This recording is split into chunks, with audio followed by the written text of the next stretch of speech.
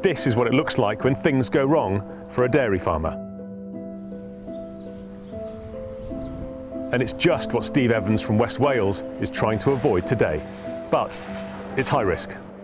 It's potentially absolutely catastrophic. Just like every cow in the UK, his 500-strong herd has to be tested for bovine TB. But unlike the majority of British farmers, Steve's getting 2 TB tests done today. The relatively cheap industry standard skin test being done at one end of the shed, and the expensive, more accurate gamma blood test being done at the other. This belt and braces approach could destroy his farm. With the more sensitive test, there is potential to lose up to 60–70% of the herd.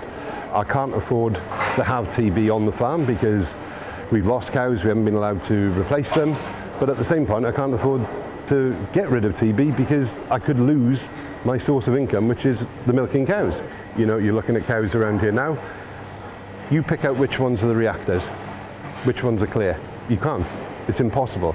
You know, you are relying on the skin test and the blood test to identify them. So unfortunately, if she goes down there, jab today, red on Friday, she has a massive bottom lump, a massive reaction, she'll be slaughtered. Any of Steve's cows testing positive will have to be killed to prevent the spread of TB. And that could mean his dairy business dies too.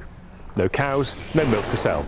Replace the dead cows and run the risk of introducing TB back into his remaining clean herd. So what happens to the cows that show positive for TB? Most end up in the food chain. The valuer will come out, value that animal at market value.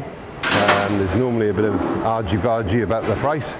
He wants to pay as little as possible and we want to gain as much as possible. Of course, that's how it works. But then that cow will be picked up, taken to the local abattoir, should be slaughtered, post-mortemed in the slaughterhouse for visible lesions, TB lesions. Tissue samples are taken for culture to see is the TB within, you know, will it grow? But that meat goes into the food chain unless the carcass is absolutely riddled. So, which a lot of people don't realise. So if you lose 70% of your herd, you're going to get a lot of money in your back pocket, so you'll be laughing. Oh, I wish it was. It doesn't compensate you for the loss of the calf inside the cow. It doesn't compensate you for the loss of the milk income. You know, if we lost 70% of the cows here, sort of 300 cows, say 8,000 litres a cow is 2.4 million litres at 40 pence a cow. You know, there's £1 million worth of milk sales gone.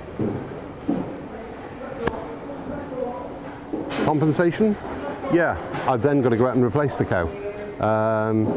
But then you have the issue then of I need to go out and replace that cow with another cow. I'll go into the market to buy that cow, but which way was that cow tested before it was allowed to come to market? Was it the skin test or whether it was a blood test?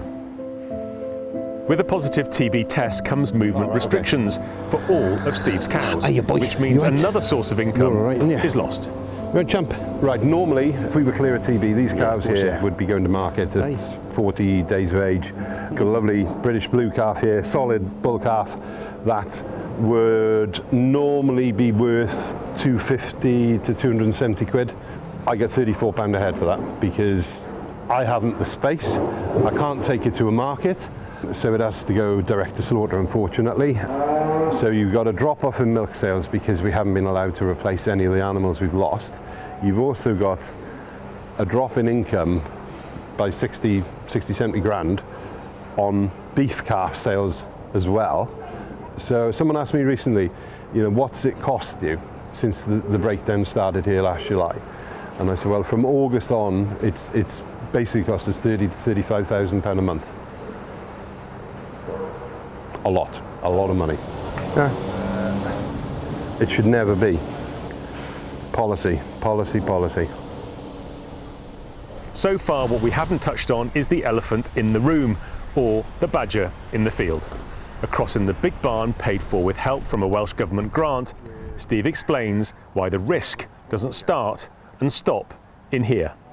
Yeah, cows go out, they love it, I hate it. I am very, very nervous around turning animals out to pasture when I should be absolutely full of bloody joy and excitement that, right, it's a grazing season, but we are terrified. absolutely terrified because of what's in the paddock that we've got no control over. You've got all of that woodland there, basically that's all us over there, and yet that over there is swarming with sets. TB can spread in lots of different ways. By running blood tests, he's now trying to control cow-to-cow transmission. But what happens outside when wildlife like badgers and deer carry it? There are no deer here, and the badger control efforts happening in England are not allowed in Wales. We're talking about wildlife. That's a badger scratching right there. And we are that far away from the yards, but that's a grazing field. When you are killing one species but not the other vector, the other carrier to the disease, questions have to be asked, especially when we see the results of what's happening in England, where the cull has been very, very successful. Whereas you come down here to West Wales, Pembrokeshire, and it's out of control.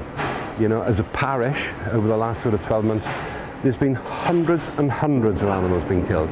For Steve, today allows him to take back a bit of control, but it won't make the next stage in his farming life any easier. You can't keep on eroding more and more and more and more equity, burning more and more and more cash, and we aren't the only ones having these discussions. I mean, there's friends of mine, there's friends of mum and dad's, you know, they are questioning whether they stay within agriculture.